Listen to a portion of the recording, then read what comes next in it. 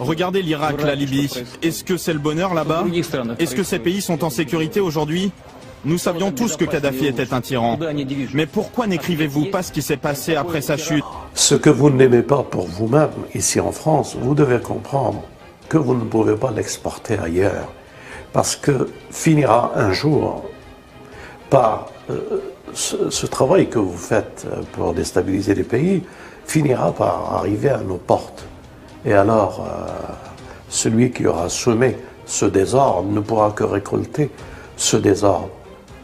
Bien sûr, un plan élaboré par le sionisme pour agrandir son État, l'État sioniste d'Israël, mais aussi le choc des civilisations. Êtes-vous prêts à un choc des civilisations?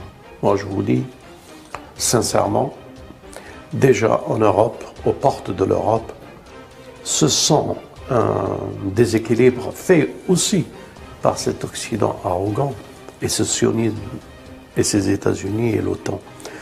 Êtes-vous prêt à un choc? Si oui, préparez-vous.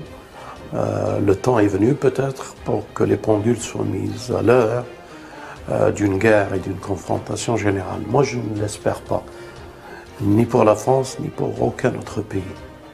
Je prie Dieu pour la paix et l'entente entre les peuples. Pourquoi cherche-t-on à déstabiliser la Russie? Pourquoi que la Chine est en remorque, disons, et en préparatif aussi pour être déstabilisée? Eh bien parce que nous sommes arrivés ici à un point où rien ne se justifie par des guerres au nom d'une idéologie et surtout avec un sentiment et une arrière-pensée économique. Le pays va vers un désordre économique. Je parle de l'Europe. Et que cherche-t-on à déstabiliser la Russie avec ce qui se prépare pour l'Ukraine et le reste? Aux dernières nouvelles, les Russes,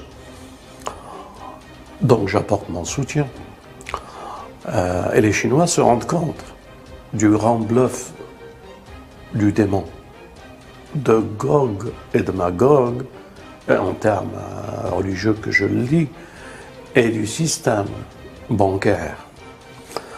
Je veux dire par là, ils se rendent compte que l'or investi dans la Fed, dans la Banque fédérale américaine, n'existe plus avec l'histoire allemande.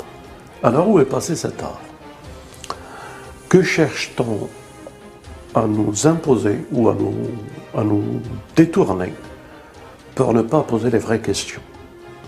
Où est l'or russe, allemand, chinois et le reste du monde qui a investi cet or aux États-Unis?